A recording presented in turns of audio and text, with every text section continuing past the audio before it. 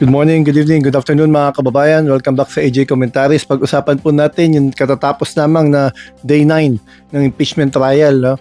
So finally, tapos na po yung Article 4 na Articles of Impeachment. Yun nga yung death threat mga kababayan. Pag-usapan natin yung mga naging pahayag ng ilang senador, particular ni Senator Robin Padilla. Kung hindi pa po kayo nakasubscribe mga kababayan, sana po subscribe po kayo, comment at like. Maraming pasalamat sa mga nagko-comment. Binabasa ko po yan. Nung kahapon po, kung mapapansin po ninyo, mahina yung boses ko. Kasi, at iba yung background ko. Nasa hotel po kasi ako kahapon. At tulog po yung pamilya ko sa harapan ko. Kaya hindi po ako makapagpaliwanag ng maayos. But anyway, at baka rin hindi rin ako makapag-post bukas dahil ako naman ay may biyahe. No, may lakad tayo bukas. Anyways, mga kababayan, pag-usapan natin yung punto ni Robin Padilla. So, ang sinasabi niya kanina, kinukasyon niya si Matibag, patungkol doon sa inilabas nilang statement ng prosecution, yung ginagamit nila yung Las Cañas statement na naipadala sa ICC. Kasi po si Las Cañas, sinasabi nga niya, kumbaga may pinatutunayan siya kontra kay Digong Duterte, pero niretract niya, binawi niya yung mga statement niya ngayon ginamit yun, o hindi ginamit, pinakita yun doon sa statement doon sa pagpapahayag ni Director Matibag, dahil kailangan niyang sagutin yung tanong, yung sa kabuuan ng kanyang investigasyon, ano yung mga nakalap nila, ano yung mga nakita nila, ano yung mga kumbaga connection sa bawat isa. They have to relay the correlation in between, mga kababayan, ng mga detalye. So ngayon, ang nabanggit nga yun at pinunayon ng ibang mga senador, particular nila Senator Pia Cayetano, kasi nga naman wala daw notaryo, wala naman silang personal knowledge kasi may dalawa daw uri ng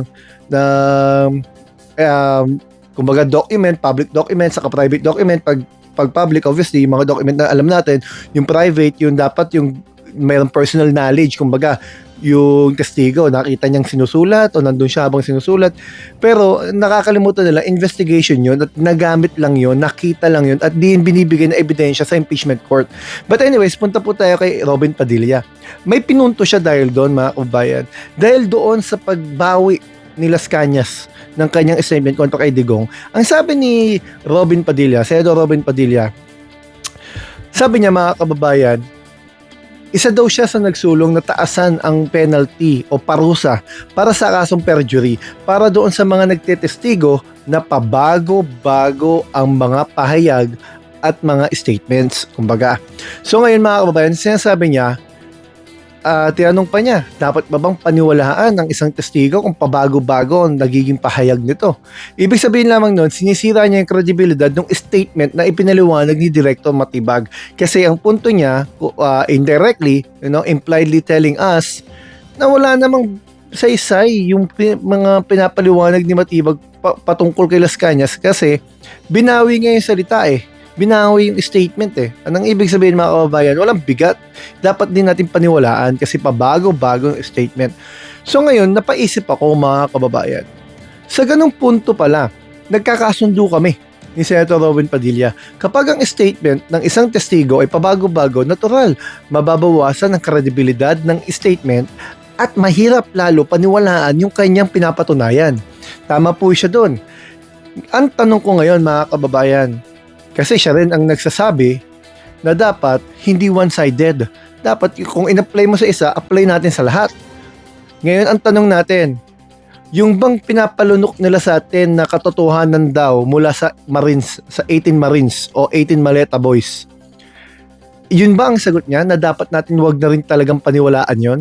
Kasi pabago-bago yung statement yung 18 Maleta Boys, mga kababayan Minsan may pagkakataong diniliberan nila ng maleta ng puno ng pera si Loren Legarda at dinetali nila kung paano nila ginawa yun. Nung bumaligtad si Loren Legarda, sumama sa kanila, hindi na daw si Loren Legarda yun.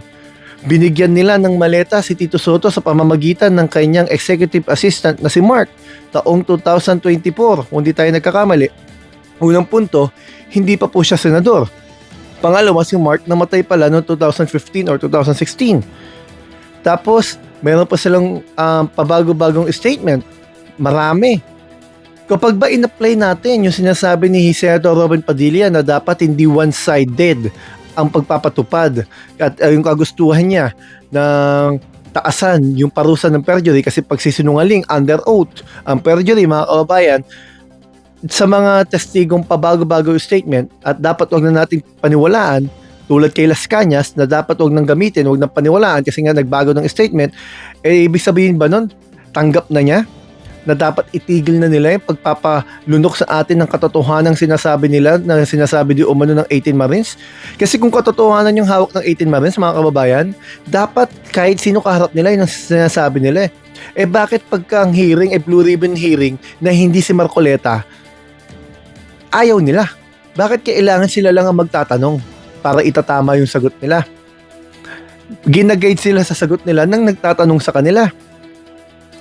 Ngayon, ang punto natin doon mga kababayan, kung talagang para sa katotohanan yung grupo nila Robin Padilla, kasi alam naman natin, pag sila gumamit ng isang salita, okay, pero pag ginamit mo kontra sa kanila, selective justice yan. Katulad na lamang nito. Si Marcoleta mga kababayan, kung makikita nyo sa mga balita, minsan walang posas pero yung kasamahan niya may posas. Di ba yun ay selective justice din? Pero pag ginamit nila sa iba, tama. Pag ginamit sa kanila, hindi na tama. Sasabihin nila na, hindi walang pinipili. Courtesy lang yan. As a senator. Pero as a PDL, mga kababayan, di po ba? Konting lang po dun Ang punto na naman po natin dyan, yung sinasabi ni Robin Padilla, nagbubumerang sa kanya. Sa kanila, actually. Katulad na lang yung sinabi nila ng dalawang magkapatid, nung nandun si Shell Jock, nagbumerang din sa kanila sabi kanina ni Senator Alan Cayetano, dahil sa 2 minutes na ruling, kumbaga parang bigyan naman sila pagkakataong makapagpahayag ng mas mahaba kasi sila mas delikado kasi may sinasabi sila na dadagdagan o may nakaambang kaso lagi para bang ang kaso ay gawa-gawa, implying yun ang gusto niyang imply, I think so, na parang gawa-gawa yung mga investigasyon. Pero ang punto doon mga kababayan, kung walang dapat investigahan, wala naman dapat investigahan. Unang-una yung SEA Games na pinupunto niya, hindi naman pala siya kasama doon Sila lang nag-declare na chairman sila Pero doon sa papel, mga kababayan, hindi man lang siya member ng board members o board of directors. Sa batas, doon mo kukunin ang magiging chairman. So talaga ngayon, may kailangan siya ipaliwanag. So, hindi gawa-gawa yung mga binibintang o mga kinakaso sa kanila katulad kay Marcoleta na siya mismo ang umamin na nilabag niya yung Republic Act 7080 na anti-plunder law mga kababayan, yung tumanggap siya ng 75 million habang siya nakaupong kongresista sa iba-ibang tao, iba-ibang pagkakataon na halaga, gaya ng sabi ko, 75 million. So, kung itong mga argumento ni Robin Padilla ay gagamitin talaga, dapat matauhan sila nagbo-boomerang sa kanila yan mga kababayan. Alright, hanggang dito po muna. Maraming salamat. AJ Comentaries po. Subscribe po sana kayo. Maraming po salamat.